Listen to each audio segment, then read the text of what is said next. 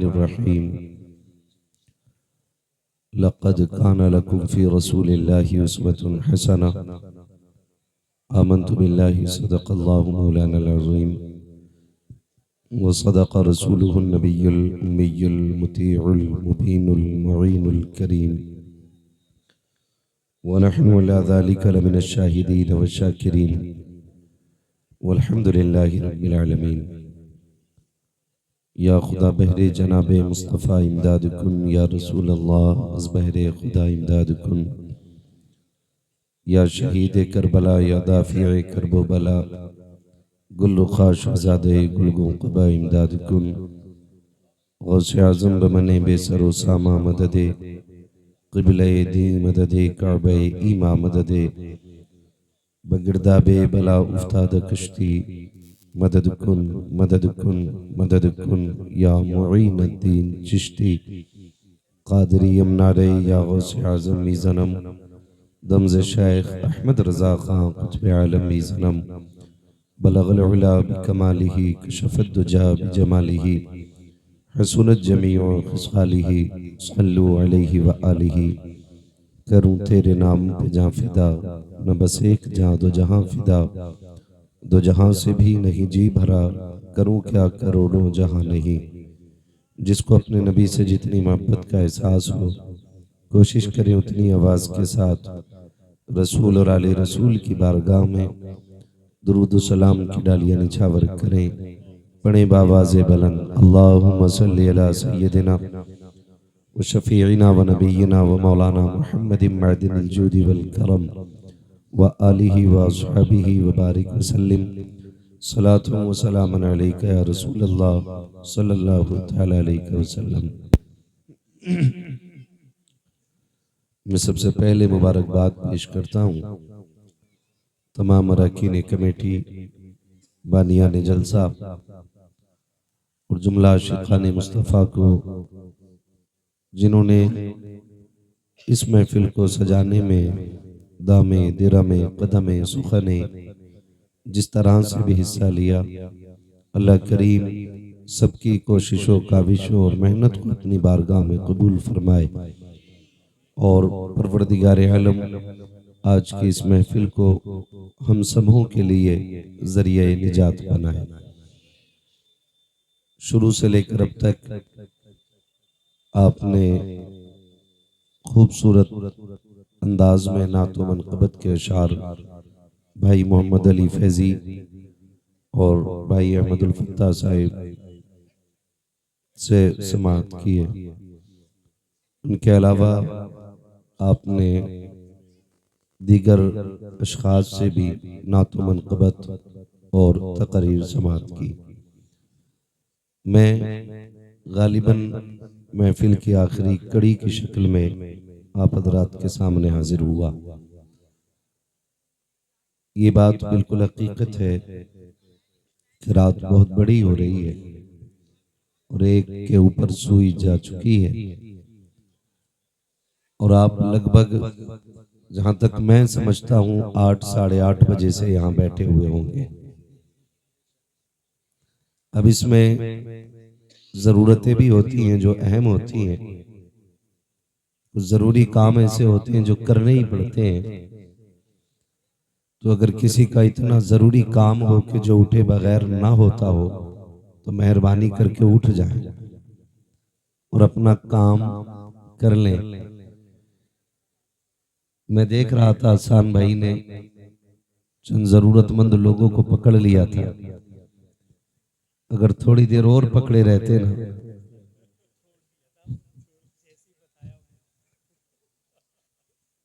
तो माहौल खराब हो जाता। अल्लाह आप लोगों को सलामत रखे। मैं किसी से नहीं कहूंगा कि आप बैठें या चले जाएं।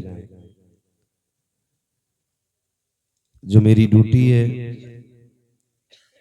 वो मुझे पूरी करनी है।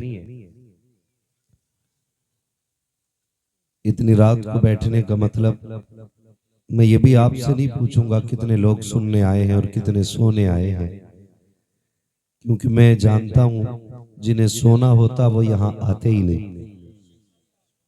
जो आए हैं वो सुनने ही के लिए बैठे हुए हैं। और अपना एक उसूल है, कभी ये नहीं कहते कि साहब महफिल कामयाब हो जाए, सुबह को तज़किरे हो जाएं। मैं कमेटी वालों को भी मशवरा दूंगा, कल ये जिक्र न करना कि महफिल कैसी रही।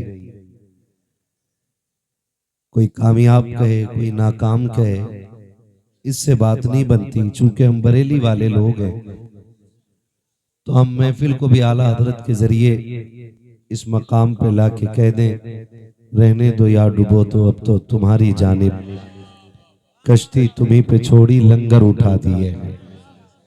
महफिल सजाना हमारा काम था, अब मकबूलियत तक पहुंचाना मदीने वाले का काम है। हमने अपने हिस्से का काम किया और हम कर रहे हैं। बस दुआ ये करें, मोहम्मद अली भाई ने जितना पढ़ा, जैसा पढ़ा, अहमदुल फत्ता भाई ने जितना पढ़ा, जैसा पढ़ा, या जिसने भी जो भी पढ़ा, जितना पढ़ा, दुआ करें अल्लाह उसे कबूल फरमा ले। ये असल बात होती है। और ये मैं समझ सकता हूं, इतना खूबसूरत निजाम जब इमाम काबिल होता है ना, तो कौम खुद ब खुद काबिल होना शुरू हो जाती है। तो चूंकि मैं मोहम्मद रजा भाई को तब से जानता हूं जब से हम मदरसे में साथ पढ़ते थे। माशाअल्लाह अच्छे अखलाक के मालिक भी हैं, अच्छे किरदार के मालिक भी हैं, और अल्लाह ने इल्म से भी खूब नवाजा है। मगर बात यह है कि देखिए, बड़े बूढ़े कहते हैं कि जैसा मीठा डालोगे, जैसा गुड़ डालोगे वैसे ही मीठा होना है। मैं हमेशा लोगों को मशवरा देता हूं, इमाम काबिल रखिए ताकि नमाजें दुरुस्त होती रहे। वरना मस्जिद रजा में हम लोग बैठे हुए थे, तकरार चल रही थी। बहुत ऊंची टोपी लगा के एक जनाब आए, मगरिब की नमाज पढ़ रहे थे, 2 रकात पे सलाम फेर दिए। हमने सोचा शायद भूल गए। हमने जाके कहा जनाब 2 पे ही सलाम फेर दिया। कहने लगे मुसाफिर हूं। वो मगरिब में भी कसर कर बैठे। तो काबिलियत टोपी और जुब्बा और दस्तार में नहीं होती है। आप इमाम अच्छे रखें ताकि नमाज अच्छे से अदा होती रहे।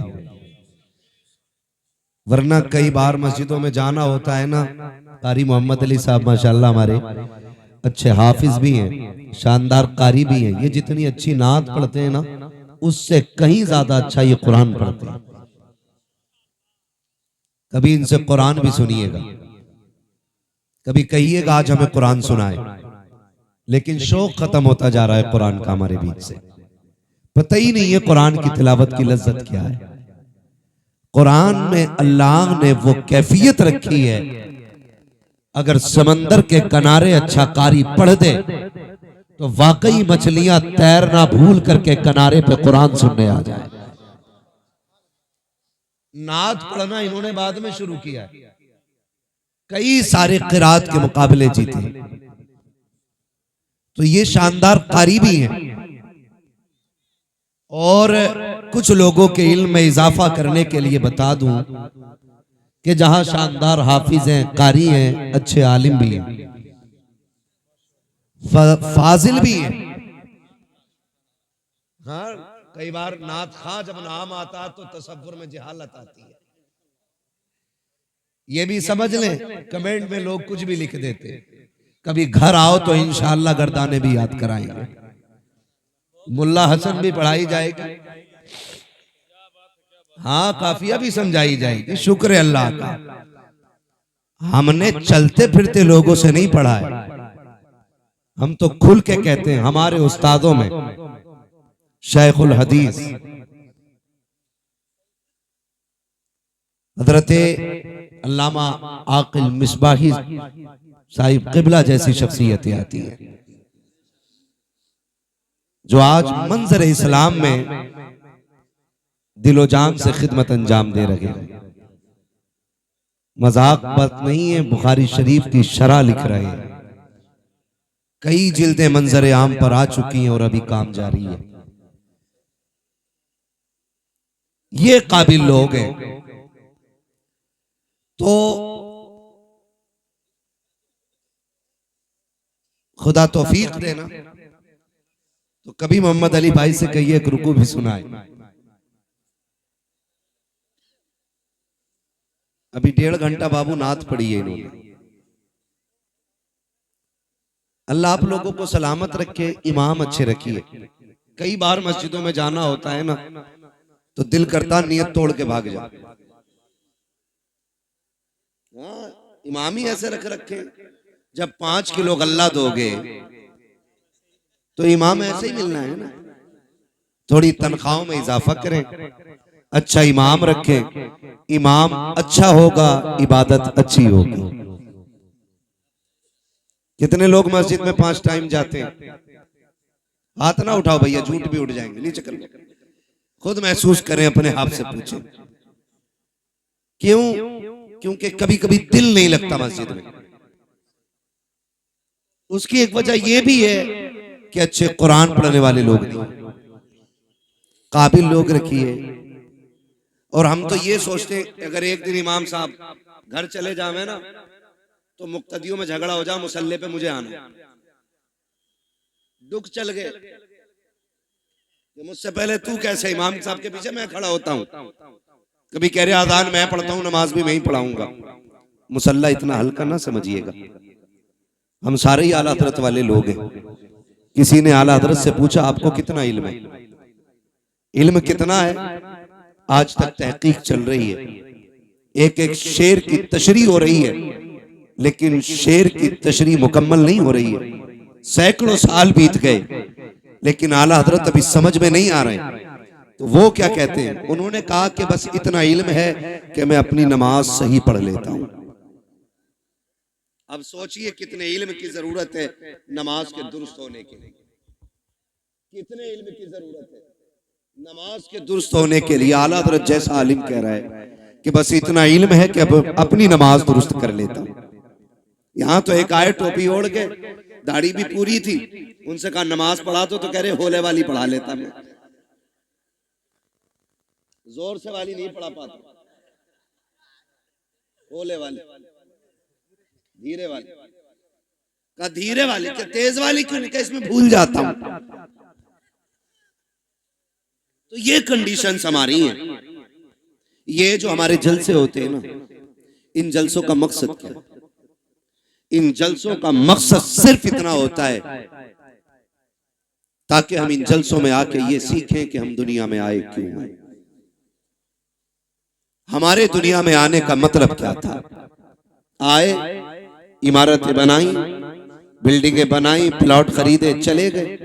क्या ये मकसद था? क्या ये हद है? क्या इसलिए हम आए हैं? नहीं। आला हजरत ने बात साफ कर दी।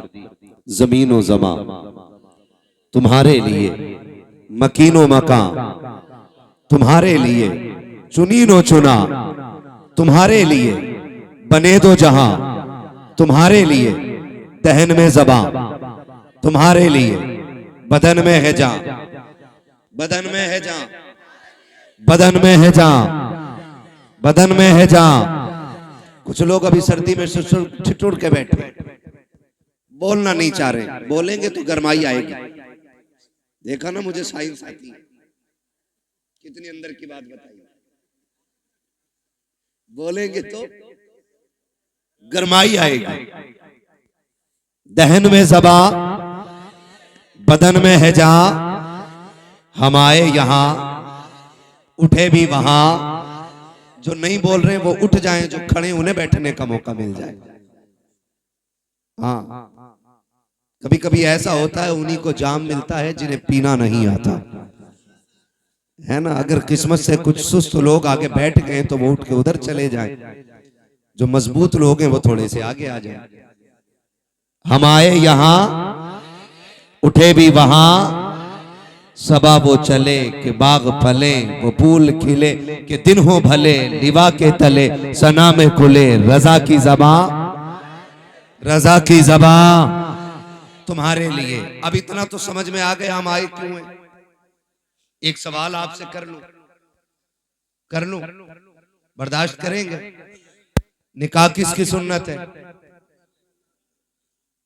किसकी? हुजूर की सुन्नत है। बारात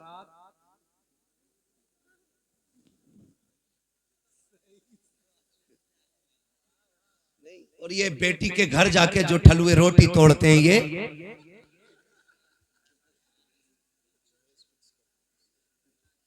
समझ रहे हैं ना मेरी बात? मैं कुछ पूछ रहा हूं आपसे। दिल्ली गए थे बचना है ना? जो बारात में जाके रोटी तोड़ते हैं, ये निकाह क्या है? बोले जिनका हो गया वही क्यों बोल रहे हैं? बोलो जरा, क्या है? किसकी? रसूलुल्लाह की।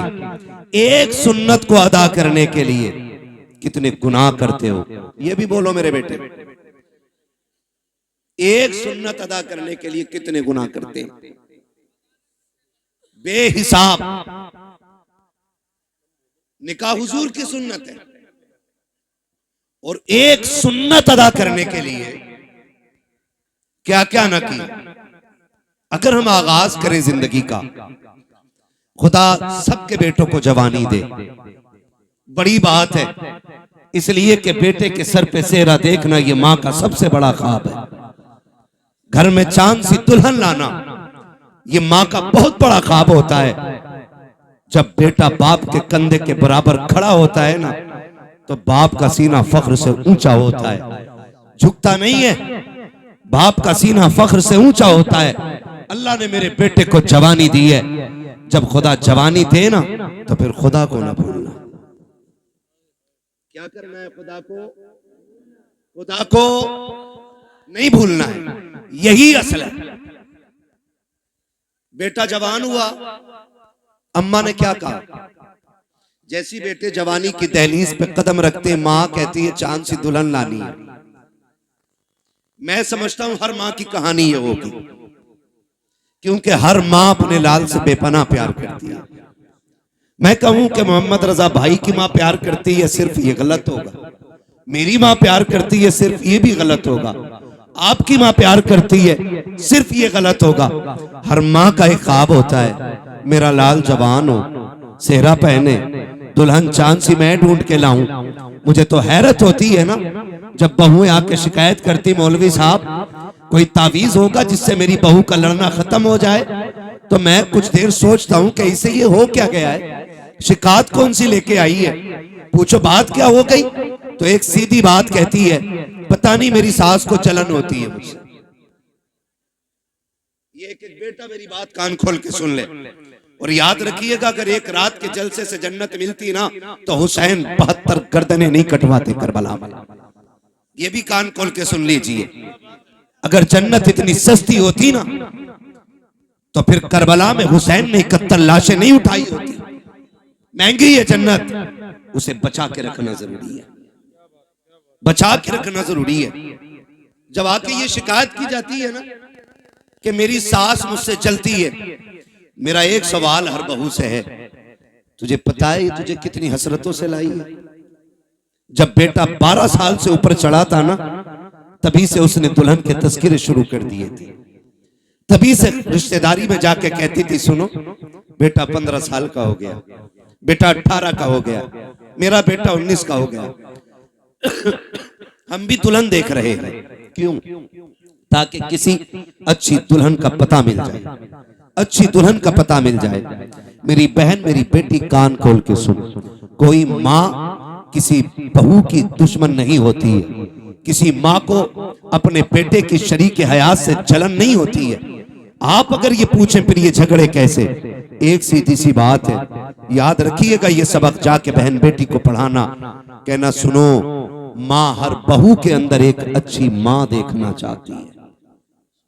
माँ हर बहू के अंदर एक अच्छी माँ देखना चाहती है। वो ये चाहती है कि जितनी फिक्र मैंने अपनी बेटे की है, उतनी ही फिक्र, जाने दीजिए, उतनी ही फिक्र मेरे बहू को होनी चाहिए। उतनी ही फिक्र। मैं खुद समझता हूं मेरी तकरीर जितनी अहम थी उसी वक्त मुझे मौका दिया गया। मुझे खुद भी पता है मुझे इस वक्त मौका देने का मतलब ये है कि तकरीर इतनी जरूरी नहीं है। बस ये है जो लोग बाहर से आए मुझे पता है मैं उनके लिए बोल रहा हूं। अल्लाह आपको सलामत रखे। जरा कह दें या रसूल अल्लाह। मैं किसी को डांटूंगा नहीं, मर्जी है जिसे उठ के जाना चाहे चला जाए। मेरा उसूल है महबूब की महफिल को महबूब सजाते हैं, आते हैं वही जिनको सरकार बुलाते हैं। तो एक बहू के अंदर माँ एक अच्छी माँ देखना चाहती है। तो ये जो शिकायतें चल रही है ना छोटी छोटी, कहीं ना कहीं हमने इनमें कमियां की, कहीं ना कहीं हमने इसमें गलत किया। जब हम आए हुजूर के लिए थे तो जिंदगी किसके लिए जी रहे? आज के हालात आप देखें, हमारी कंडीशन क्या है। हम सारे दुश्मनों के निशाने पे बैठे हुए हैं। आज सारी इस्लाम दुश्मन ताकतें मुत्तहिद हो गई हैं और सबका एक ही मिशन है, मुसलमानों को मिटाया जाए, इस्लाम खत्म किया जाए। मैं कसम खा के कह सकता हूं सुबह कयामत तक न मुसलमान मिट सकता है और ना ही इस्लाम मिट सकता है। इसलिए कि इस इस्लाम की बुनियाद इस उम्मत को मेरे नबी ने बनाया है और इस दीन की हिफाजत मेरा खुदा कर रहा है। फानूस बन के जिसकी हिफाजत हवा करे वो शम्मा क्या बुझे जिसे रोशन खुदा करे। तो ये दीन मिट नहीं सकता है, लेकिन आपको होशियार होने की जरूरत है, आपको होश में आने की जरूरत है, आपको होश के नाखून लेने की जरूरत है। कितनी तेजी के साथ बेटियां मुर्तद हो रही हैं। आपके बरेली सबसे आगे इस लिस्ट में है कि सबसे ज्यादा अगर दीन छोड़ा है तो आपके बरेली की बेटियों ने दीन छोड़ा है।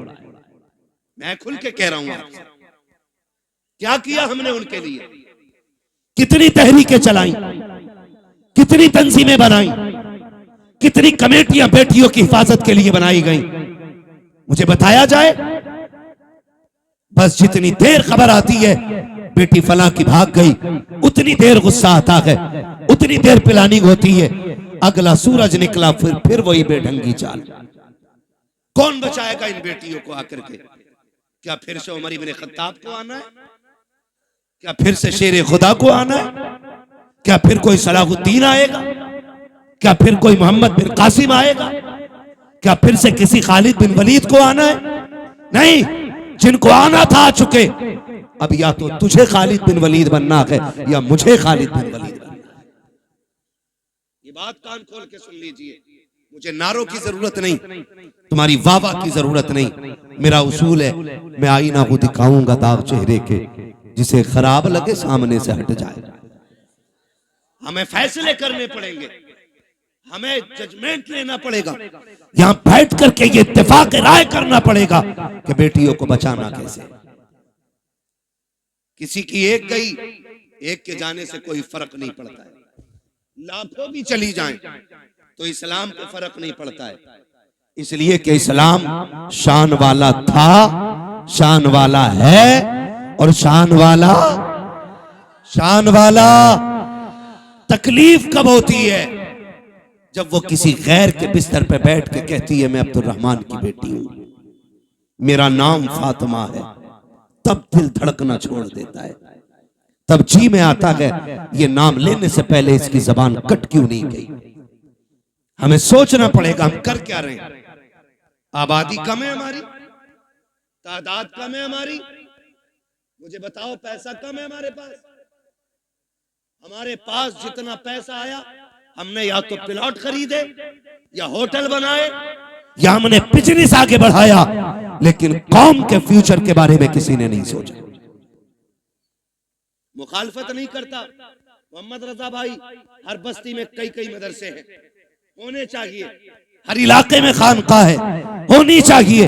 लेकिन मुझे बता तो सही, जिस इलाके में कई मदरसे हैं, खानकाहें हैं, मज़ारात हैं, उन इलाकों में इस्लाम की शहजादियों की तालीम हासिल करने के लिए एक अच्छा इदारा क्यों नहीं है, अच्छे स्कूल क्यों नहीं है। हम तो कहते हैं बेटियों को IAS बनाएंगे, बनाओ तुम्हारी मर्जी है, IPS बनाओ तुम्हारी मर्जी है, MBBS बनाओ तुम्हारी मर्जी है, लेकिन तालीम के नाम पे ये जो नंगा नाच हो रहा है इसे रोकना पड़ेगा, इसे रोकना पड़ेगा। ये रुकेगा कैसे? खुदा की कसम, जिस तरह तुमने मदरसों के लिए चंदे किए हैं, मज़ारों के लिए चंदे किए हैं, इसी तरह कौम की बेटियों के लिए, स्कूलों के लिए चंदे करो और ऐसे स्कूल बनाओ जिसमें पढ़ने वाली भी बेटी हो, पढ़ाने वाली भी बेटी। ये कौन बनाएगा? ये कौन बनाएगा?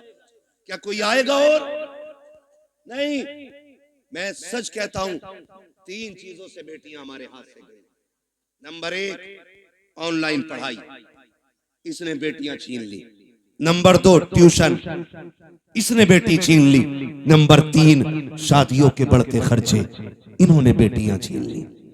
और ये कितनी कसरत से हमारे बीच में, ये खुद फैसला करें हम लोग। जब तक ऑनलाइन पढ़ाई नहीं थी, किसी को रजाई में छुप के मोबाइल चलाने की इजाजत नहीं थी। जब से ऑनलाइन तालीम आई, बाप की मजबूरी बन गई। ऑनलाइन छोटे फोन पे नहीं हो सकती है, बड़े फोनों पे। और रह गई ट्यूशन के तमाशे, तो आप सोशल मीडिया पे सर्च करें हमारी बेटियों का किस तरह इस्तेमाल हो रहा है, किस तरह उन्हें छेड़ा जाता है। मैं आपकी बेटी पे एतराज नहीं कर सकता। मैं कहता हूं आपकी बेटी शरीफ होगी, लेकिन जहां जाके बैठ रही है वहां तो सारे शरीफ नहीं है, वहां तो सारे शरीफ नहीं है। और इस तरह मिजाज बनाया गया, 2 लड़कों के बीच में एक लड़की बैठाई जाती है और अब्बा कह रहा शुक्र है बेटी IAS हो रही है, बेटी IPS हो रही है। मैंने पहले कहा मैं तालीम का मुखालिफ नहीं, तरीक़े तालीम का मुखालिफ हूं। जिस तरीके से बेटियां पढ़ाई जा रही हैं, हम अपनी कौम को एक स्कूल न दे सके, एक कॉलेज न दे सके जिसमें पढ़ने वाली भी बेटी होती, पढ़ाने वाली भी बेटी होती। आए दिन तमाशे होते रहते हैं। कोई कहता मौलाना कुछ करो, क्या करना है? फला स्कूल के बाहर बच्चियों का नकाब उतरवा दिया गया, फला स्कूल के बाहर दुपट्टे उतरवा दिए गए। मैंने कहा मौलवी अकेला क्या करेगा? जब तक कौम जिम्मेदारी नहीं संभालेगी, एक मौलवी क्या क्या करेगा? जलसे भी संभाले, मदरसे भी संभाले, मस्जिदें भी संभाले, खानकाहें भी संभाले, महफिलें भी संभाले, इलाके भी संभाले। जिम्मेदारी स्कूलों की भी मौलवियों के सर डालना चाहते हो? निकलो कमाई के चक्कर से, थोड़ा सा आगे बढ़ के ऐसे स्कूल बना दो ताकि किसी की जरूरत ना हो कोई तेरी बेटी का नकाब उतार सके, कोई उसके सर से दुपट्टा उतार सके। उससे कह दो बेटी भी हमारी है, स्कूल भी हमारा है, तालीम जो भी होगी कनीज़े फातिमा ज़हरा बना के बेटी पढ़ाई जाए। इस तरह बेटियां पढ़ाओ, वरना वो दिन दूर नहीं है, तेरी मेरी बेटियां तेरे मेरे घर से निकल जाएंगी और रोने के सिवा कुछ नहीं होगा। और ये बेटियां जो हाथों से निकल गई, इसकी सबसे बड़ी वजह है बाप और भाइयों का नशेड़ी और शराबी होना। सुन लो कान खोल करके, मुझे मतलब नहीं है दोबारा बुलाया जाए या ना बुलाया जाए, ये सबसे बड़ी वजह है। जब बाप या भाई शराब के नशे में धुत पड़ा रहेगा तो घरों की रखवाली कौन करेगा? हम कहां गिर गए? पार्टी के नाम पे शराब, दोस्तों की दावत के नाम पे शराब, बिजनेस में फायदा हो गया उसके नाम पे शराब। अब तो शादियों में शराब चलने लगी। किसकी नजर लगी इस कौम मुस्लिम को? मैं पूछना चाहता हूं, किसकी नजर खा गई कि हमारी कौम तबाही की तरफ जा रही है? हुआ क्या है हमें? खुदारा संभालो अपनी नस्लों को, वरना मुसलमान कहते हुए गैरत आएगी। डॉक्टर इकबाल ने बहुत पहले कहा था, यूं तो सैयद भी हो, मिर्जा भी हो, अफगान भी हो, तुम सभी कुछ हो, बताओ कि मुसलमान भी हो। आज कौन सा झगड़ा नहीं है? कोई कह रहा मैं पठान हूं, कोई कह रहा मैं अंसारी हूं, कोई कह रहा मैं शेख हूं। यही झगड़े रह गए थे, कोई दूसरा काम नहीं बचाता। और भाई सुन कान खोल करके, किसी पठान को कोई अजमत और रिफत हासिल नहीं है, किसी खसाब को कोई अजमत हासिल नहीं है। खुदा की कसम, अल्लाह के नजदीक सबसे ज्यादा इज्जत वाला वो होता है जो सबसे ज्यादा तकवे वाला होता है। अगर नाज करना है, सजदों की कसरत पे नाज करो, कुरान की तिलावत पे नाज करो, अपने आप को देखो, मुहासबा करो, आईने के आगे खड़ा कर और पूछ तो सकी कितनी रातें ऐसी गुजरी है जिसमें तुमने खुदा को मनाया है, कितनी रातें ऐसी ऐसी गुजरी है जिसमें रब को राजी किया है। अगर एक रात भी ऐसी नहीं है तो हंसने का मौका नहीं है, खुश होने का मौका नहीं है। एक रात ऐसी निकाल लो कि जब दुनिया सोती हो तू मुसल्ले पे आ जा, अपने रब को रो के दिखा दे। खुदा की कसम तो आंसू गिराना तेरा काम है, जन्नती बना देना खुदा का काम। लेकिन हम तो डांस भी करते तो नात के नाम पे, शादियों के नाम पे शराबें। कह रहा हमें पढ़ाता, कह रहा मौलवी साहब तुम्हें नहीं पता है बियर में नशा नहीं होता, एनर्जी ड्रिंक है वो। आग लगे तेरी एनर्जी में। अगर ताकत लेनी है तो वो खजूर खा जो हुजूर के मदीने से आई हो। हाँ, इससे ज्यादा ताकत शराब। इन्होंने हमारी कौम का बेड़ा गर्क कर दिया। नौजवान अक्सर इधर जा रहे हैं, खुदारा निकले इन चीजों से। शराब मेरे नबी ने हराम कही तो हराम है, मानते हो कि नहीं? शराब शराब इतनी जोर से कहो कि जो पीते हो उन तक आवाज पहुंचे। शराब शराब। और जिस चीज को मेरे नबी ने ठुकरा दिया कोई माई का लाल उसे हमारे होठों तक नहीं ला सकता है। हाँ, हुजूर के गुलाम हम आज जबान कह रहा बियरी तो है, मार दी एक दो गिलास बेड़ा गर्क हो जाएगा, कोई मसला नहीं। ना बेटे ना, वो इसलिए कह रहे बेटे, वो देख रहे हैं, तुमसे कोई तकलीफ नहीं है भाई, तुम बैठो बैठो। हाँ, तवज्जो है सारे लोगों की? बेटे नहीं लिया तो तू तकलीफ कर ले या मैं कर, तवज्जो है ना सारे लोगों की? शराब डूब गए इसमें जाकर के। याद रखिएगा, शराब पीने वाला ना अच्छा शोहर हो सकता है, ना अच्छा बाप हो सकता है, ना अच्छा भाई हो सकता है, ना अच्छा बेटा हो सकता है। और याद रखिएगा, मुआशरे की एक बीमारी का नाम शराबी है। इतनी बुरी चीज, जो शराब पीता है उसके घर की इज्जत महफूज नहीं रहती, उसके घर की बहन बेटियां बाहया नहीं होती। अगर किसी को घर की इज्जत को आग लगाना हो तो शौक से शराब पिए जाके। आखिरत का अजाब अलग बात है, मैं दुनिया के अजाब बता रहा हूं। तो कभी भी शराब के करीब नहीं जाएंगे इंशाअल्लाह, शराब के करीब नहीं जाएंगे इंशाअल्लाह। पार्टी के नाम पे मेरे भाई शराब आई, उसके अलावा एक बीमारी और, शादी में शराब आ गई। अब एक तमाशा और चल गया, हल्दीराम। नमकीन की बात नहीं कर रहा हूं मैं, हल्दी हल्दी ये चल गई है ना रसम। आए दिन फेसबुक पीला पीला दिखता है। अब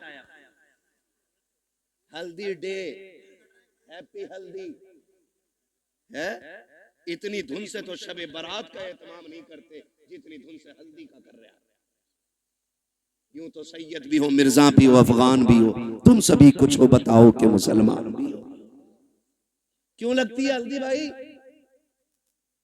गोरा होने के लिए। भैंस को 4 दिन हल्दी में डुबा के रख,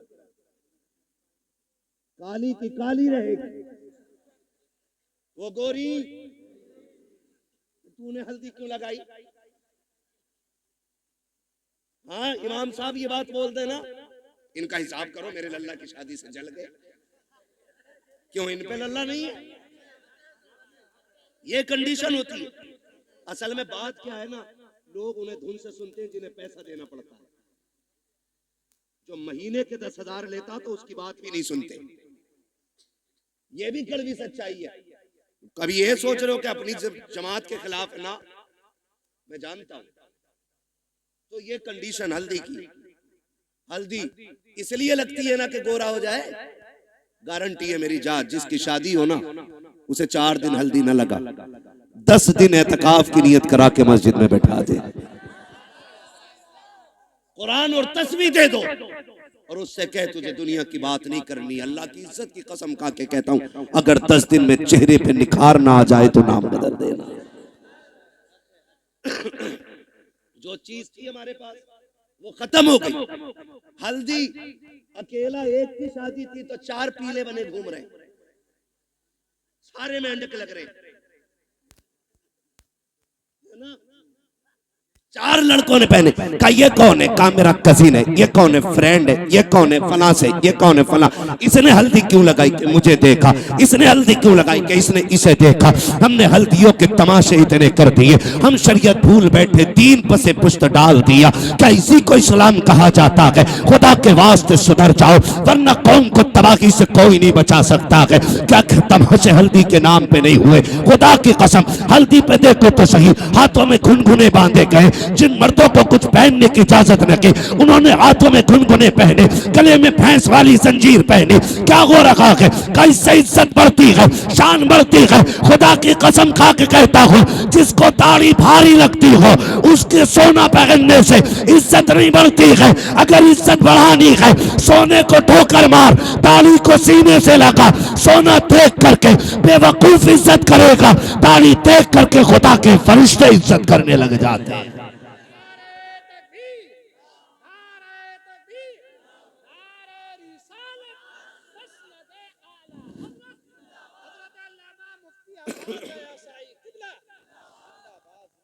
समझ रहे मेरी बात? हल्दी करोगे से बंद करो हल्दी सल्दी, जितनी तूने लगाई है इतने में 4 लोगों का खाना बन जाता। क्या तरीके हैं ये? इस्लाम ने 5 वक्त वुजू का तरीका दिया था। तुझे वो देखे मुंह नहीं निखारा जा रहा, हल्दी लगा के पीला हो रहा है। हल्दी लगा के, और कम लड़कियां नहीं, अब्बा दे रहा 15,000, ले ब्यूटी पार्लर चली जा। कहां? ब्यूटी पार्लर अब्बा भेज रहा है। अब्बा ये भुएं कटवाई जाती है, ये पूछो इन उलमा से, एक बाल तक उखेड़ना हराम है। एक बाल तक। तमाशे हो गए, हद हो गई। जन्नत न तेरे बाप की है न मेरे बाप की है। जन्नत इतनी सस्ती होती ना तो ज़ैनब ने लाशों पे घोड़े देखते हुए दौड़ते घोड़े देखे, लेकिन सर से चादर नहीं सरकने थी। सगे भाई के बदन पे घोड़े दौड़े, सैयदा ज़ैनब ने पर्दा नहीं छोड़ा। देखो तो सही, अकबर की लाश सामने थी लेकिन पर्दा नहीं छूटा। बेटों की लाश पे घोड़े दौड़े, पर्दा नहीं छोटा। तेरी बेटी ने गैर के जाके आगे अपने कपड़े उतार दिए, दुपट्टा हटा दिया। का इतना सजा दे एक रात की दुल्हन बन सको। मैं कहता हूं मेरी बहन कान खोल के सुन ले, इस महकम से एक रात का हुस्न आता है, अल्लाह वाली बन जा। कयामत के दिन अल्लाह इतना हसीन बनाएगा कि हूरें तेरे हुस्न को देख के रश्क करती नजर आएगी। और नतीजे मेकअप कितने में होता है? अरे पैंट कितने में होता है ये बताओ, सीधी बात। कितने में हो जाता? 10,000, 5,000, 15,000, जैसी क्वालिटी चाहिए। अब तो सब में बन गई है ना। अच्छा उसूल क्या है? दूल्हा बनते तो क्या रकात पढ़ते? कितनी पढ़ते? पीछे वाले भी पढ़ते हैं कि ऐसे ही चले गए थे ससुराल? कितनी रकात? 2 रकात। और फिर तरीका यह है इस्लाम का, 2 रकात पढ़ के गया था, 2 रकात आके पढ़ता। तू भी पढ़ता, वो भी पढ़ती, लेकिन वो इसलिए नहीं पढ़ेगी कि वुजू करना पड़ेगा, और वुजू कर लिया तो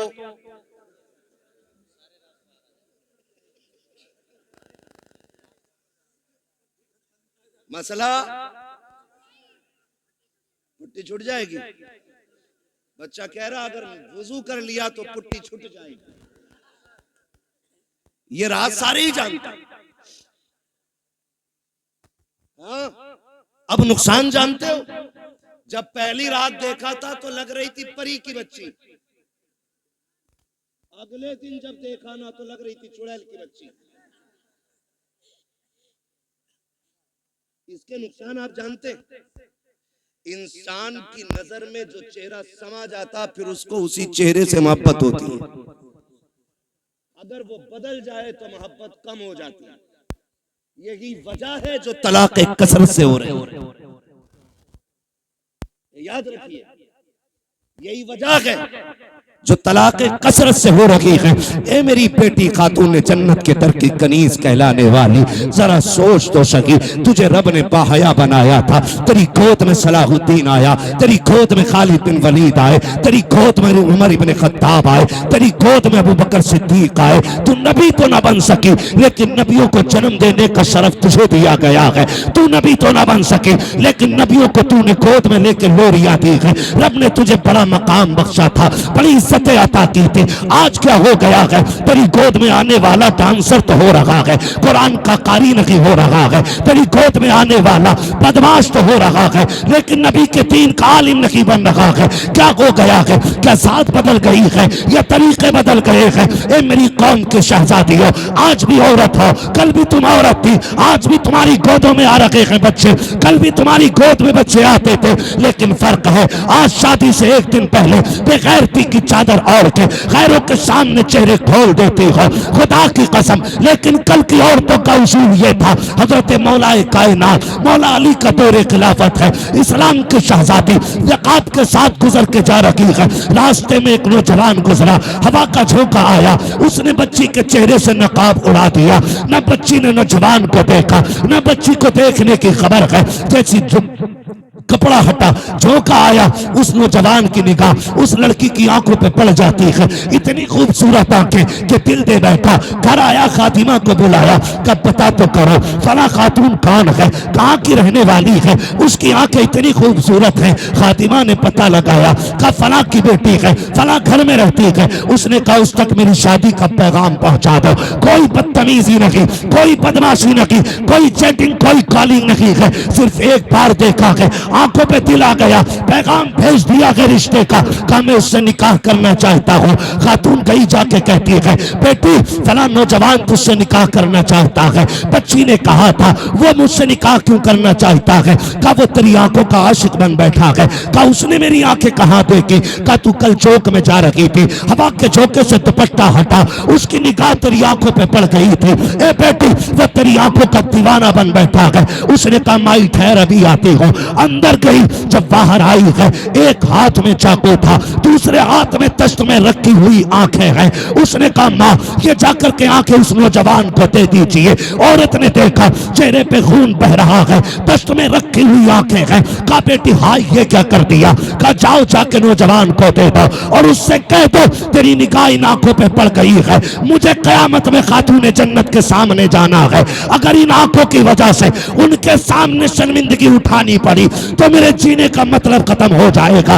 कामी ये आंखें इसलिए निकाल दी है कि जिन आंखों की वजह से आका के सामने शर्मिंदा होना पड़े, मुझे उन आंखों की कतई जरूरत है ही नहीं। जिंदाबाद जिंदाबाद, सुभान अल्लाह सुभान अल्लाह। इस्लाम की शहजादियां, और आज जाकर के कपड़े उतार दिए, दुपट्टे हटा दिए। क्या उम्मीद रखते हो ऐसी औरतों की गोद में सलाहुद्दीन आएगा? क्या हो गया? तरीके बदल गए। जमीनो जमा तुम्हारे लिए, मकीनो मकान तुम्हारे लिए। हम मसलक के आला हज़रत के नाम पे नारे टटके लगा लेते। कौन है मसलक के आला हज़रत पे, बताओ कितने हो?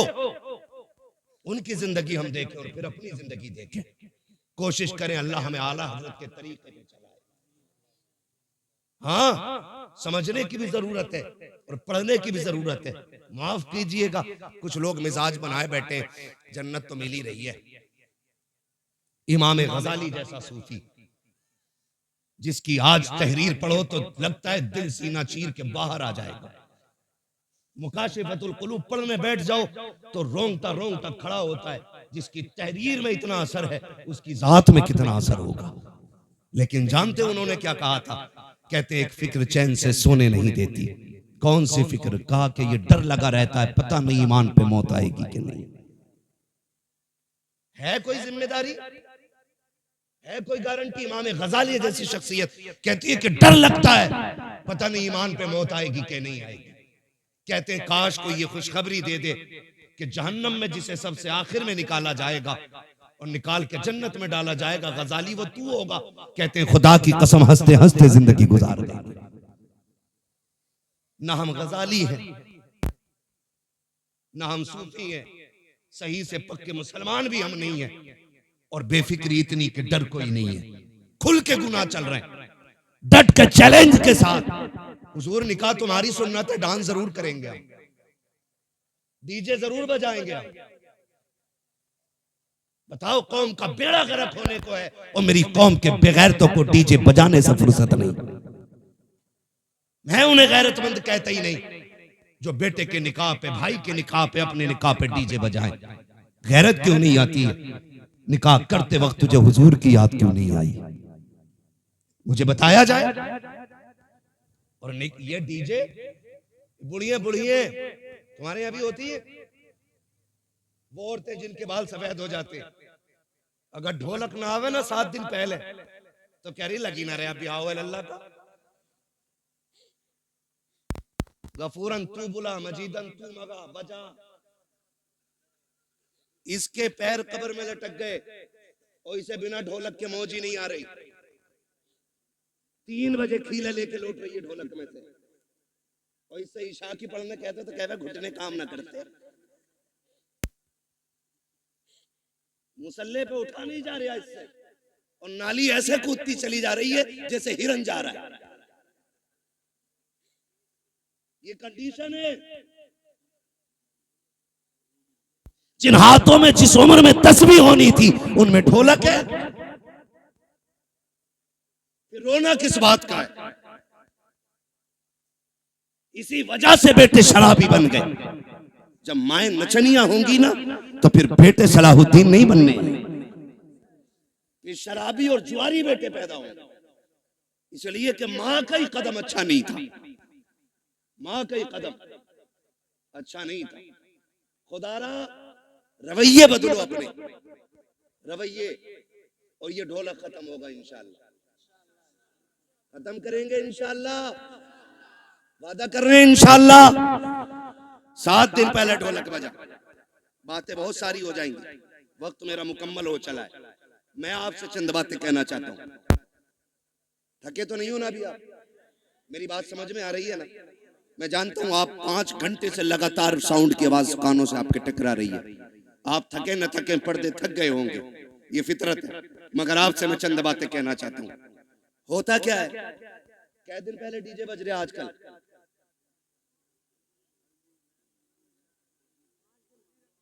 5 दिन तो चल ही रहे हैं, क्योंकि पंचतन के मानने वाले जो हैं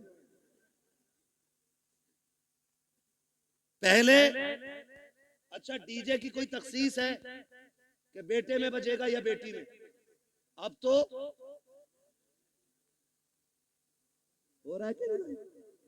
कोई ऐसा भाई है जिसे बहन प्यारी ना हो? सबको बहन प्यारी है ना? बोले इतनी कमजोरी से नहीं, ताकि मैं बात भी पूरी ना कर सकूं। बहन सबको प्यारी है ना? सबको प्यारी है बहन। आपने देखा भी होगा जब बेटियां रुखसत होती हैं ना तो बाप मैयत पे इतना दर्द से नहीं रोता जितना बेटी की रुखसती पे बाप रोया करता है। वो भाई जो पूरी जिंदगी लड़ते रहे, आज जब बहन जा रही है ना तो कभी दीवार से लग के रो रहा है, कभी तन्हाई में जाके रो रहा है। क्यों? क्योंकि बहन की जुदाई का गम है। और आज नतीजा क्या है? 5 दिन पहले डीजे बज रहा है। पहले के उसूल ये थे, पहले इल्म कम था, अमल ज्यादा था। आज इल्म ज्यादा है, अमल कम हो गया। पहले लोग जाहिल जरूर थे, लेकिन जब बेटियों की रुखसत की बारी आती थी, बाप 3 दिन से खाना कम कर देता था, भाई की भूख भाग जाती थी, लोग मना के खिलाते थे, यार खाता क्यों नहीं है। बाप बेटी का चेहरा देख के रोया करता था, मेरे जिगर का टुकड़ा जाने वाला है, इसके बगैर घर में कैसा लगेगा। भाई चुप चुप के रोया करता था, बहन चली जाएगी कैसे ख्याल रहेगा घर में, इसके बगैर कैसे रुका जाएगा, ये ख्याल रुलाया करता था। बाप भाई 3 दिन पहले रोया करते थे। आज हैरत की बात यह है, 3 दिन पहले डीजे बजना शुरू हो जाता है। ऐसा लगता है बहन को रुखसत नहीं कर रहा है, घर की भला टाल रहा है, आई हुई मुसीबत घर से निकाल रहा है। और तुम्हें खुदा का वास्ता, तुम क्या जानो जब बेटियां रुखसत होती हैं, जाओ किसी बाप से जाके पूछना तू बेटी की रुखसती पे इतना क्यों रोया है, इतना तो बेटे के जनाजे पे भी नहीं रोया था। तो बाप हाथ जोड़ के कहेगा मेरी बेटी 18 साल मेरे आंगन में रखी, 22 साल मेरे दरवाजे पे रखी। मौलाना इतना जानता हूँ मैं गरीब जरूर था लेकिन गलीज नहीं था। मैंने बेटी को चटनी से खिलाई लेकिन खैर के आगे हाथ फैलाने नहीं दिया। मैंने बेटी को सूखी रोटियां खिलाई लेकिन किसी के आगे रुसवा होने नहीं दिया। आज रोना इस बात पे आ रहा है बेटी पराए घर जा रही है, देखने में तो अमीर है, देखने में तो पैसे वाले हैं। एक ख्याल रुला रहा है खुदा जाने बेटी को आज के बाद इज्जत से टुकड़े मिलेंगे या गाली पहले मिलेगी रोटी बाद में मिलेगी। मौलाना ये फिक्र सता रही है आज के बाद मेरी बेटी को भूख पहले लगेगी या आंसू पहले आएंगे। ये ख्याल रुला रहा है। ये कह के बाप की चीखें निकल जाती है। तुमसे हाथ जोड़ के गुजारिश करता हूँ बेटियों की रुखसती पर शैतान के तमाशे न लाना, बेटियों की रुखसती पर बाजे काजे न बजाना। खुदा तौफीक दे, तेरे पास वक्त है, मस्जिद में चले जाना, जब दुनिया सोती हो मुसल्ले बिछा के बहन की इज्जत की भीख मांग लेना, अल्लाह से उसकी इज्जत के टुकड़े मांगना, कहना मालिक हमारी बहन कल जाने वाली है, अब तक हमारे बीच में थी, या अल्लाह ये कल चली जाएगी, मेरे मालिक रूखी खिलाना या मुर्गा खिलाना, इतना करम कर देना जिल्लत से बचा के इज्जत के लुकमे खिलाता रहे। तकबीर, नारे रिसालत, बस लगे आला हजरत हजरत अल्लामा मुफ्ती हम्माद रजा साई किबला जिंदाबाद जिंदाबाद। तवज्जो है सारे लोगों की? बंद करेंगे इंशाअल्लाह, सारे वादा करो इंशाअल्लाह। ये तमाशे खत्म करो, बहन की जिंदगी की भीख मांग। हमने बड़े बड़े अमीर घर की बहू को तलाक होते देख ली, हमने देखा है पैसे वालों को हंसी नहीं आती है, हंसते दिल वाले लोग हैं। हंसने के लिए पैसा शर्त नहीं, हंसने के लिए दिल शर्त है। और दिल वही जिंदा होता है जो नबी के तरीके पे होता है। हर दिल जिंदा, बोले हर दिल जिंदा नहीं होता है। खुदारा भीख मांग बेटी की जिंदगी की, कह रब से अल्लाह मेरी बहन को इज्जत देना, वरना जानते हो एक बात, कई बार ना हमारे गलत फैसले बेटियों की जिंदगी को तबाह कर देते, लेकिन बेटियां खुदा इन बेटियों को सलामत रखे। महबूब के सदके में बड़ी दौलत मिल गई। जितना भी सितम हो जाए कभी ससुराल के ताने बाप को आके नहीं बताती, और हम इसी खुशफहमी में रहते हैं हमारी बहन तो अच्छी रह रही है, हमारी बेटी तो सुख में रह रही है। ना उसके दिल में झांक के देख कितने जख्म बने हुए हैं। रिश्ते किया करो ना तो पैसे वाला देख के नहीं, दीन वाला देख के रिश्ते किया करो। कैसा दीन वाला? बहन की रुखसती थी 3 दिन बाद और तमाशे चलते रहे, भाई नाचता रहा, बाप कहता रहा यार लड़के ही तो हैं, इनके भी तो दिल हैं। 3 दिन तक तमाशे होते रहे, लेकिन जब रुखसती की बारी आई ना, जहेज सजाया गया, चंद बुढ़ियां जो ढोलक में सबसे आगे थी आगे बढ़ी, उन्होंने कहा पगलियो बेड भी लगा दिया, प्लेटें भी लगा दी, कुरान किधर है? आज कुरान याद आ रहा है। कहा क्यों? कहा अलमारी पे सबसे ऊपर कुरान रखा जाए। जब उस दिन कुरान को सबसे ऊपर रखा जाता है, कुरान चीख के कहता जालिमो, जब 3 दिन से गाने बज रहे थे तब तुम्हें मेरी याद नहीं आई थी? आज जहेज के लिए रह गया था मैं, सिर्फ सजावट के लिए बचा था मैं। क्या तुम्हें मेरा ख्याल उस वक्त नहीं आया जब 3 बजे तक तुम बेटी की रुखसती पे गाने बजाते रहे? है कोई जवाब कुरान के इन सवालों का? है कोई जवाब? कोई जवाब नहीं होगा। और याद रखो, जब कुरान शफाअत कराने का हक रखता है ना, तो शिकायत करने का भी हक रखता है। ये याद रखना मेरी बात। शायद इतनी कड़वी तुम्हें कोई कह के ना जाए, किसी के मुरीद टूट जाएंगे, किसी के खलीफा छूट जाएंगे, मुझे कोई फर्क नहीं पड़ता। मेरी ड्यूटी अल्लाह ने यही लगाई है। कुरान अगर शफाअत करने का हक रखता है तो कुरान शिकायत करने का भी हक रखता है।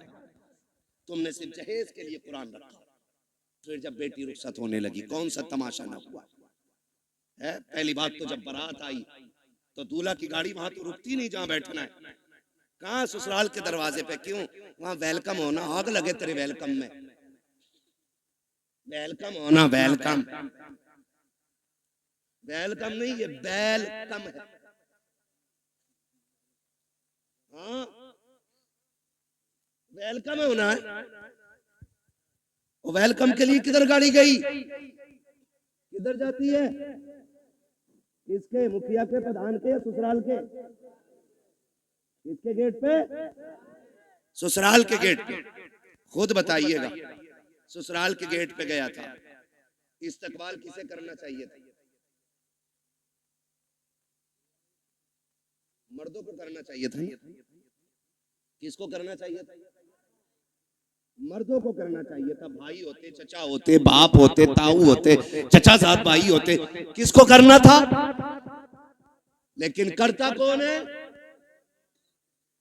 ये किसकी घर की है, या तो तेरे घर की है या मेरे घर की है। ये बेगैरती किसके घर में है, या तो तुम्हारे घर में है या मेरे घर में है। कोई भाई पसंद करेगा कि उसकी बहन पे कोई गलत निगाह डाले, करेगा कोई, कर सकते हैं तो हाँ बोले, नहीं कर सकते तो ना बोले। नहीं करेगा ना तो फिर टांग क्यों नहीं तोड़ते उस दूल्हा की जो बेगैरती के साथ इस्तकबाल कराने आते हैं। उससे कह दो ये बेगैरतों की चौखट नहीं, ये गैरत वालों की चौखट है। करोगे इंशाअल्लाह ऐसा, बंद करोगे वेलकम, नुकसानात जानते, जाओ देख लेना। जब वेलकम होता है ना तो जितनी लड़कियां आती हैं किसी के सर पे सलीके से दुपट्टा नहीं होता, इसलिए कि जितनी इस्तकबाल करने आएंगी एक भी गैरत आजादी नहीं हो सकती। गैरत वाली बच्चियां तो घर से निकलती नहीं, ये जितनी आती हैं बेगैरत आती हैं, ये याद रखिएगा मेरी बात।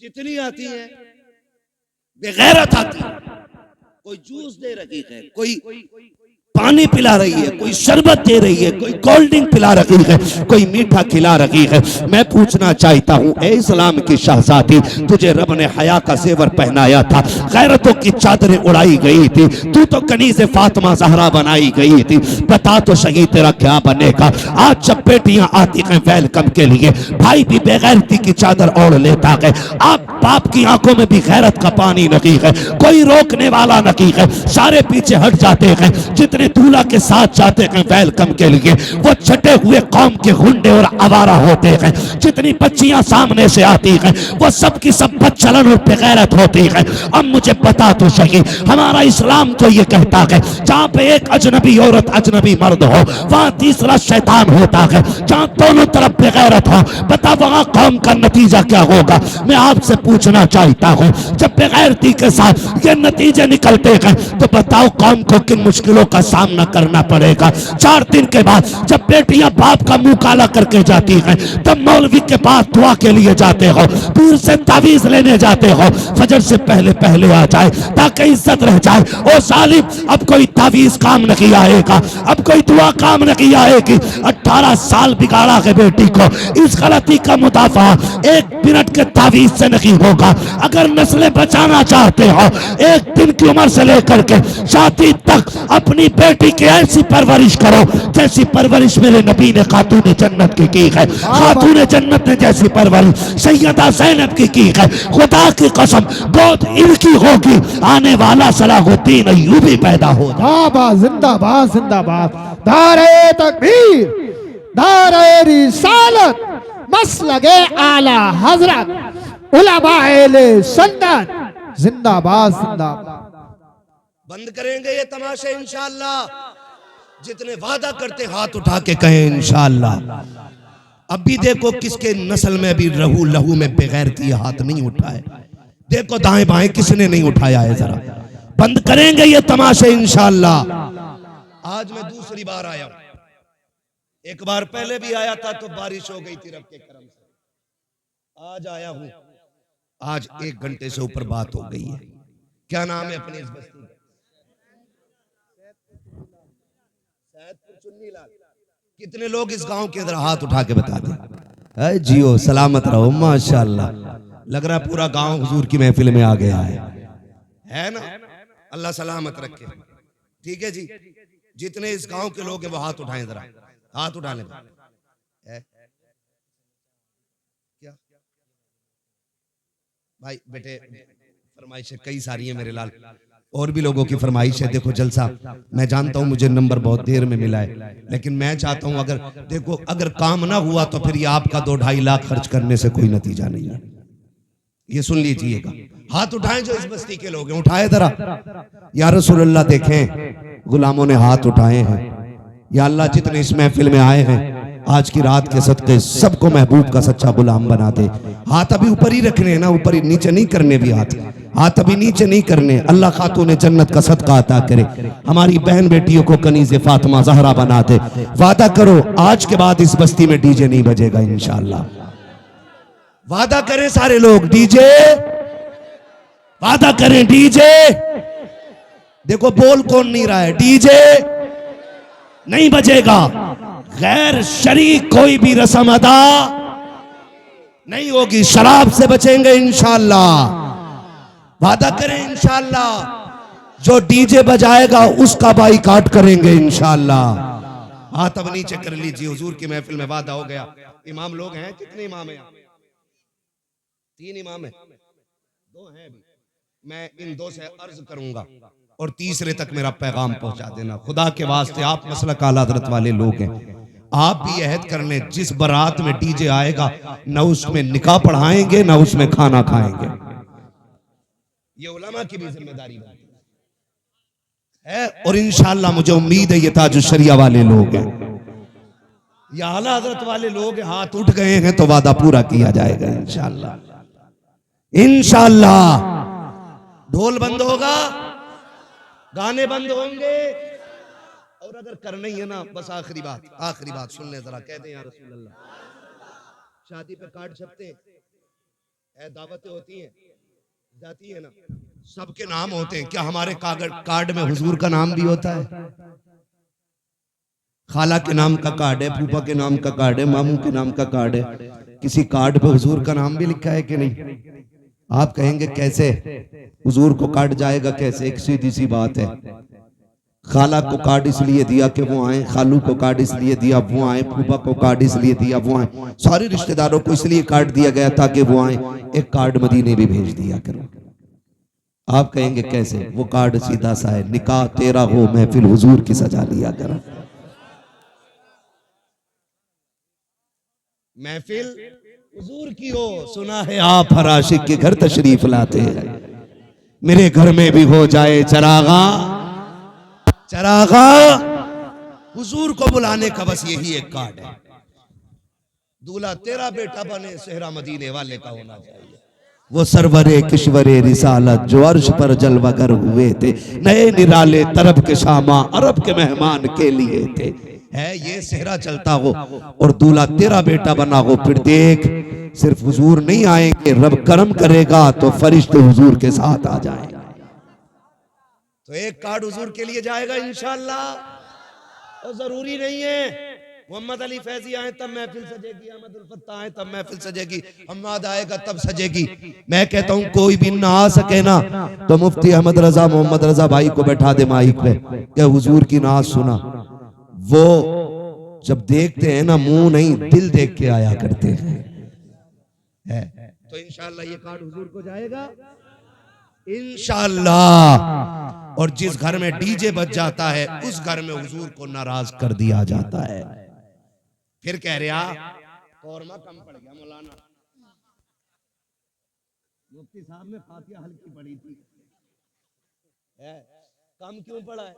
पहली बात तो डीजे बजाया, हुजूर नाराज, हुजूर नाराज, खुदा की रहमतें नाराज, यही है ना। और जब रहमतें नाराज तो बरकतें नाराज, फिर बरकतें नाराज। और एक काम और क्या, उल्लू बन गए सारे गधे, खड़े होकर खाना चल रहा, स्टैंडिंग में आधा खा रहा आधा फेंक रहा। ये कंडीशन बना रखी है, डोंगे के डोंगे रखे, और कह रहा है इसे बदल के ले आओ। ये वो लोग हैं जो अपनी बीवी के छींचड़े फेंकने पे भी नाराज हो जाते हैं। क्या तुझे पता 240 को मिल गया, थोड़ा सा मसाला है 280 हो गया, इधर महंगाई ज्यादा है तो बारात में जरूर जाना चाहिए। समझ रहे मेरी बात? तो ये वो लोग होते हैं जो बीवी को छींचड़े फेंकने पे भी गुस्सा हो जाते हैं और कहते हैं शाम को सब्जी ना बनाइए। वो कहती खत्म हो गई, कह रहा कुकर पोंछ के काम चला लेंगे। ये अपने घर की कंडीशन। और जब किसी बेटी वाले के घर जाते हैं तो डोंगा बोटी, और शर्म कर, तेरी नजर में एक बोटी है लेकिन इसमें किसी गरीब की 18 साल की कमाई लगी है, किसी बाप की जवानी लग गई इस खाने को तैयार करने में। बोटी फेंकने से पहले सोच इसने कितने सूरज सर से उतारे होंगे तब जाके बेटी के खाने का इंतजाम किया है। इसने कितने चौकों में जाके धक्के खाए होंगे, कितने लोगों ने गालियां दी होंगी, फिर मजदूरी दी होगी, तब जाके ये खाना बना है। तुझे गैरत आनी चाहिए, एक एक बोटी का एहतराम किया कर, एक एक लुकमे की इज्जत किया कर। तुम्हें खुदा का वास्ता जब किसी बेटी के यहाँ जाया करो, आधी रोटी घर खा के जाया करो, आधी रोटी बेटी के बाप को खुश करने के लिए वहां खा लिया करो। अगर तेरे हिस्से की बची रोटी से किसी गरीब की इज्जत रह जाएगी, खुदा की कसम काबे वाला भी राजी हो जाएगा, मदीने वाला भी राजी। जिंदाबाद जिंदाबाद। इसलिए मेरे भाई खाना फेंकना नहीं। महबूब अलैहिस्सलाम ने इरशाद फरमाया रिस्क की इज्जत करना, अगर ये रूठा तो दोबारा मैसर नहीं। तो आप खाना सुन्नत के मुताबिक खिलाएं। बड़ा अच्छा तरीका लगता है। ये टेबल होते हैं, टेबल इनकी टांगे तोड़ के नीचे बिछा दो। तोड़ मींस फोल्ड कर नीचे डाल दो। एक पूरे गांव की तरफ से दस्तरखान लाओ सुर्ख रंग का, सब पे बिछा दो। कोई कितना भी अकड़ हुआ क्या रोटी बाद में खाएगा, हुजूर की सुन्नत पहले अदा करेगा। बैठाओ, गारंटी है मेरी। जहां 25 क्विंटल में भला नहीं होता वहां 12 क्विंटल में भला हो जाएगा। अल्लाह ने हुजूर की सुन्नत में बरकतें रखी है। करेंगे इंशाअल्लाह ये चीजें। मैंने बहुत ज्यादा बातें नहीं करी आपसे, सिर्फ आज की महफिल में इतना कहा है कि शादी में होने वाली खुराफातें बंद करें। निकाह इतना आसान कर दो कि बेटियां मुर्तद ना हो। डिमांड खत्म कर दो। 10 लाख 15 लाख 20 लाख बंद करो। ठीक है, जो बेटी को अपनी खुशी से दे ले लो, जो ना दे प्रेशर नहीं करना है। और जन्नत में जाना चाहते हो, पता लग जाए ये ढोलक में गई थी उससे निकाह करियो ही मत। और आपको एक मशवरा अपनी तरफ से दे जाऊं, करोगे उस पर भी अमल इंशाअल्लाह कर लो, काम बन जाएगा। बड़ी बात कहने लगा, बताऊं कैसे? डिमांड होती है, इधर भी होती है। बारात से एक दिन पहले लिस्ट आ जाती है, चेक कर लो बेड कितना फिट है, अलमारी कितनी बड़ी है, फ्रिज कितने लीटर का है, गाड़ी कौन सी है, सारा आ जाता है। बेटी वाला एक बेटी देने के लिए जान दांव पे लगा देता है, सिर्फ इसलिए कि बेटी सुख में रहे। जहेज मांगने वाले ये जो कुत्ते होते हैं ना भिखारी, जहेज इनका हक नहीं है, जहेज इनका हक फिर भी मांग रहे। मेहर तो बेटी का हक है। बेटी के बापों से गुजारिश है जितने का जहेज बैठे ना उससे 1.5 गुना मेहर रख। क्या अगर तेरे बेटे की शादी में 12 लाख मेरा लगा है तो बेटी का मेहर 15 लाख रहेगा। मांग जो मांगेगा दिया जाएगा, लेकिन मेहर बेटी की मर्जी से रहेगा।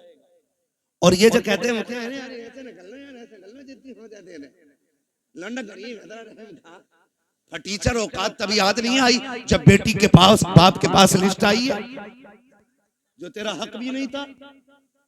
शरीयत ने हक दिया है बेटी को, वो अपना में अगर 15 लाख रखे उसकी मर्जी, 20 लाख रखे उसकी मर्जी है, कोई जबरदस्ती नहीं कर सकता उसके साथ। जाओ ये काम शुरू कर दो, जितने का मेहर हो, जितने की बारात हो उतने का मेहर रख दो। खुदा की कसम ये कुत्ते भीख मांगना भूल जाएंगे। अगर ये कोई कहने नहीं मेहर तो फातिमी रखना है तो क्या फिर जहेज भी फातिमी रहेगा। हाँ, पहले ही लड़के वाले ना कि ये औकात है हमारी, तो तुम भी साइकिल थमा दिया करो हाथ में। कि जब महर 10,786 लायक है तो साइकिल चलाने की औकात है ये ले। इतने हराम खोर हो गए कुछ कि पूरे घर का नाप लड़की वालों से दिलवाते कि बेड अलमारी फर्नीचर यहीं बनवा दो हमारा। ऐसे लोगों से न बेटी लेनी चाहिए न बेटी देनी चाहिए। लेकिन चोंचले लड़की वालों के भी कम नहीं है।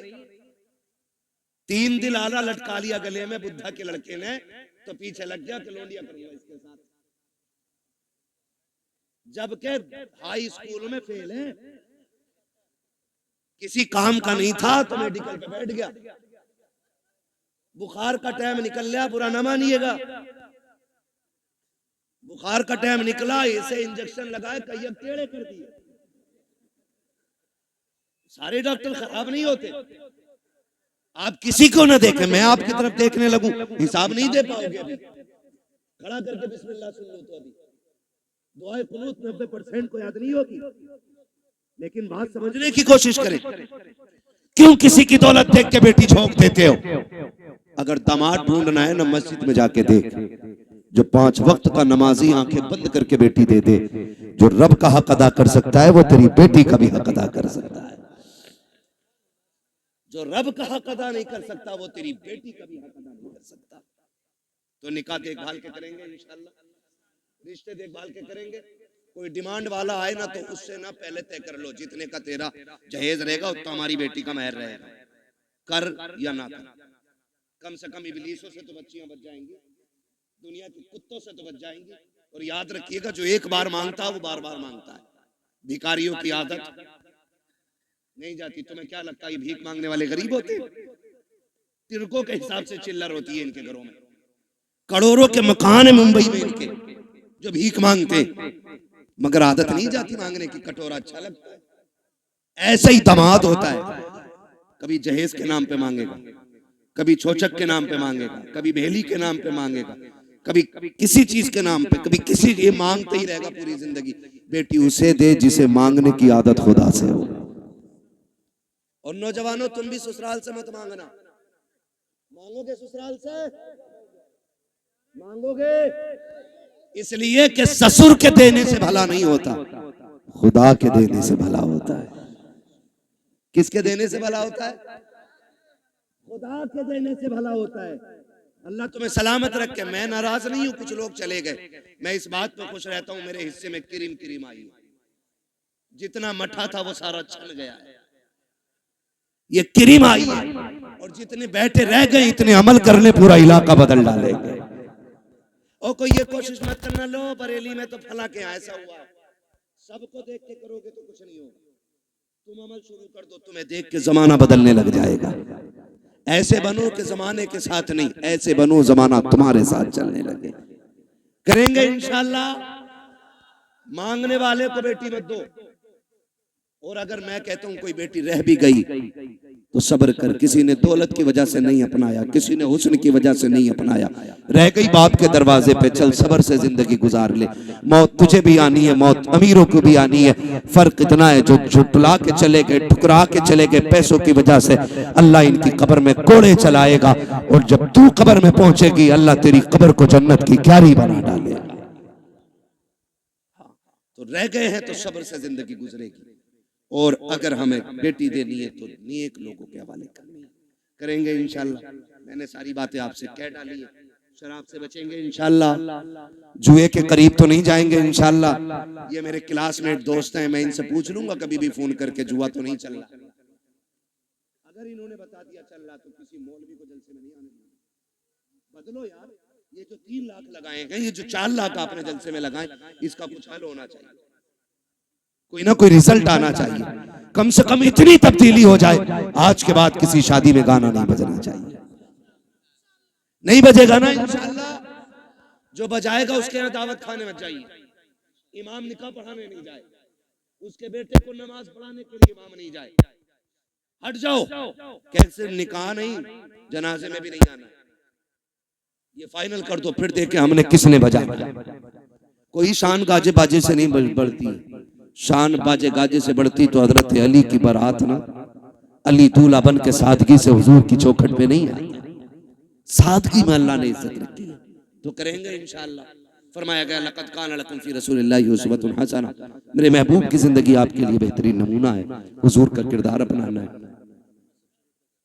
शजरा शजरा आप मुझे थके थके लोग लग रहे हैं। मैं आपको बता दूं, जब मैं शजरा पढ़ूंगा ना, मेरा हाथ का इशारा होगा ना, तो ये समझ जाना मौलवी दाद लेना नहीं चाह रहा, मौलवी सांस लेना चाह रहा है। भाई 1.5 घंटा हो गया, मैं माजरत चाहता हूँ। मैं आपको एक बात बता दूं, यकीन करें 24 घंटे से मैं सोया नहीं। मुझे दिया गया था कि मुझे बात करनी थी। हमारे जो भाई दूर से आए, अल्लाह इन्हें जज़ाए खैर दे। मैं माजरत चाहता हूँ कि मैं आज आपकी ये फरमाइश पूरी नहीं कर सकता, इसलिए कि 2-4 मिनट का मसला नहीं है। हाँ, तो मैं मुझे भी ये एहसास रहता जब आ जाते हैं ना, फरमाइश और भी थी मेरे भाई, मैं आपसे माजरत चाहता हूँ, खुदा के वास्ते माफ कीजिएगा। और भी कई लोगों ने फरमाइश की थी, मैंने किसी की फरमाइश नहीं रखी है। मैंने जो जरूरी समझा अपने इलाके के लिए वो बात कर डाली है। बरेली हमारा भी है, तुम्हारा भी है ना। बेटियों के लिए अपने स्कूल होने चाहिए, अपने कॉलेजेस होने चाहिए, ऐसी डिग्री में आग लगे जो इज्जत लुटा के मिले। हमें तो वो डिग्री काफी है जो मदीने वाले ने जन्नत की डिग्री अता कर रखी है। हाँ, तो हमें उस डिग्री की फिक्र करनी है। जब मेरा हाथ का इशारा हो तो आप समझ जाइएगा, मौलवी दाद देना नहीं, मौलवी सांस लेना चाहता है। ठीक है, इतनी जोर से दाद दी सुभान अल्लाह कहिएगा कि मौलवी सांस लेने में सफल हो जाए। कितनी जोर से बोलेंगे सुभान अल्लाह? खड़े, मैं समझता हूँ आपका एहसान है, आपने खड़े होकर हुजूर की बातें सुनी है, लेकिन लल्ला इसमें तुम्हारा कमाल नहीं, इसमें तुम्हारे माँ बाप का कमाल है।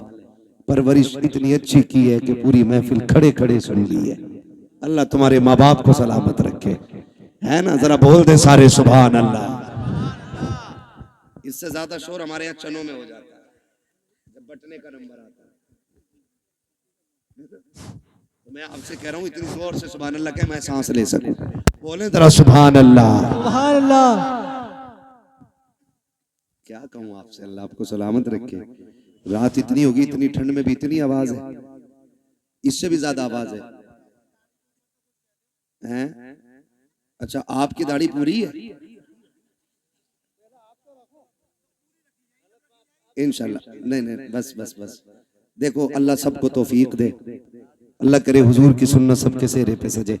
इस्लाह का ये तरीका नहीं होता कि किसी का गिरबान पकड़ के उससे बात कही जाए, ऐसे इस्लाह नहीं होती। ऐसे लोग अगर खिसिया के मना कर दें तो दीन से भी निकल जाते है ना। हमारे हुजूर ने ये तरीका तबलीग नहीं बताया किसी की इज्जत उछाली जाए। अल्लाह चाहेगा इंशाअल्लाह फिर बदलेंगे लोग, फिर चेहरों पे दाढ़ियां भी सजेंगी, दिल में इश्क रसूल का चराग भी जलेगा। बोले जरा सुभान अल्लाह। सुभान अल्लाह। और जोर से सुभान अल्लाह। आदम के बेटे शीश। सुभान अल्लाह। साहब इसे आवाज देते हैं, अगर मौलवी की आवाज तेज है तो आप कंजूसी ना करें, है ना। हाँ, अल्लाह सलामत रखे। मेरा भाई नईम है, ये अक्सर जलसों में हाजिर हो ही जाता है, अल्लाह इसे सलामत रखे। ठीक है ना, अल्लाह इसकी नस्लों का भला करे और अल्लाह पहले इसको बरकतें दे, फिर इसके सदक़े में हमें बरकतें दे। ठीक है ना। तो शुरू से आखिर तक जलसे में साथ निभा रहा है, इसकी आवाज तुमसे तेज निकल रही है ना। तो ऑपरेटर साहब आप अपना ख्याल रखें, मैं अपना रखता हूँ और मजमा अपना रखेगा। ऐसा ना करें आप सुभान अल्लाह कहना भूल जाए, मौलवी सांस लेना भूल जाए और अगला जलसा खत्म। परसों को तीजा हो रहा। जी जी।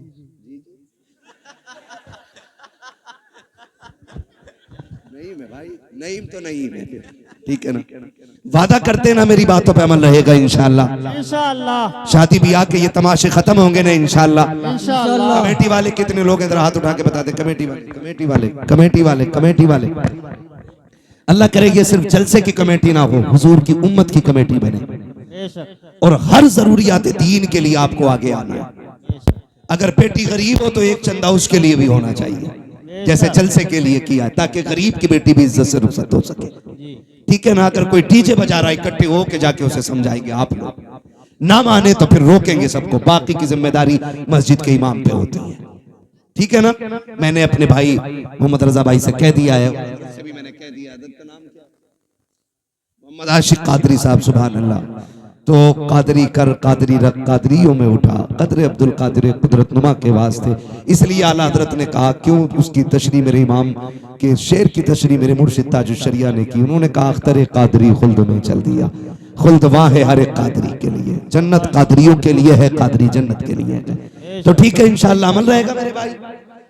कमेटी वाले कोशिश करेंगे इंशाअल्लाह, ये कमेटी बरकरार रहनी चाहिए। आज जलसे की कमेटी है, उम्मत और बस्ती की कमेटी भी इंशाअल्लाह बनेगी। है कोई ये ना कहे मैं बड़ा बूढ़ा था मुझसे क्यों नहीं पूछा, कोई ने धक्का ना देना, कोई धकेलना नहीं, पीछे नहीं करना है। ठीक है, सबको इनके कांधे से कांधा मिला के हर बंदा अपने घर का जिम्मेदार बनेगा इंशाअल्लाह। हर बंदा अपने घर का जिम्मेदार बने और ये सोच ले ये खुराफात अपने घर में नहीं होने देनी है, मुझे हुजूर से किया हुआ वादा पूरा करना है। ठीक है, हाँ कोई बात नहीं, चलो मैं पीछे हो जाता हूँ, ठीक है ना, कोई मसला नहीं है। जरा बोल दे सुभान अल्लाह, सुभान अल्लाह, और जोर से सुभान अल्लाह। आदम के बेटे शीश, सुभान अल्लाह। मैं नमाज की नियत नहीं कर रहा हूं कि सलाम फेर के ही रुकूंगा, शजरा पढ़ रहा हूं। सुभान अल्लाह ठंडी हुई तो मौलवी निकल लेगा, सीधी बात है। बोले जरा सुभान अल्लाह, सुभान अल्लाह। आप आगे बैठे हो, अल्लाह ने आगे बैठने का मौका दिया। अल-अव्वल फल-अव्वल, पहला पहला ही होता है। ये खुशनसीबी आगे बैठने का मौका मिला है ना, तो फिर जितना बड़ा मकाम मिला है ना उतनी जोर से बोल रहे सुभान अल्लाह। सुभान अल्लाह। आदम के बेटे शीश, शीश के बेटे अनस, अनस के बेटे कैनान, कैनान के बेटे मेलाइल, मेलाइल के बेटे ब्यारत, ब्यारत के बेटे इदरीस, इदरीस के बेटे मुतवश्शिक, मुतवश्शिक के बेटे लमकने के नाम, लमकने के नाम के बेटे नूह, नूह के बेटे साम, साम के बेटे जुलात, जुलात के बेटे शालिक, शालिक के बेटे आबिर, आबिर के बेटे दाता, दाता के बेटे रावा, रावा के बेटे शारू, शारू के बेटे नाखुर, नाखुर के बेटे तारिक, तारिक के बेटे इब्राहिम खलीलुल्लाह, इब्राहिम खलीलुल्लाह के बेटे इस्माइल ज़बीहुल्लाह, इस्माइल ज़बीहुल्लाह के बेटे केदार, केदार के बेटे अवाम, अवाम के बेटे हमल, हमल के बेटे साबित, साबित के बेटे सलमान, सलमान के बेटे रईसा, रईसा के बेटे इलियासा, इलियासा के बेटे औद के बेटे हव्वा, हव्वा के बेटे अदनान, अदनान के बेटे मोहित के बेटे नदान, नदार के बेटे मुदिर, मुदिर के बेटे इलियास, इलियास के बेटे मुदरिका, मुदरिका के बेटे खदीमा, खदीमा के बेटे किनाना, किनाना के बेटे नदर, नदर के बेटे मालिक, मालिक के बेटे फार, फार के बेटे गालिब, गालिब के बेटे लूलू, लोई के बेटे काब, काब के बेटे मुर्रा, मुर्रा के बेटे किलाब, किलाब के बेटे कुसै, कुसै के बेटे अब्दे मनाफ, अब्दे मनाफ के बेटे हाशिम है, हाशिम के बेटे अब्दुल मुत्तलिब है, अब्दुल मुत्तलिब के बेटे अब्दुल्लाह है, अब्दुल्लाह के बेटे मोहम्मद रसूलुल्लाह। सुभान अल्लाह, सुभान अल्लाह, या रसूल अल्लाह,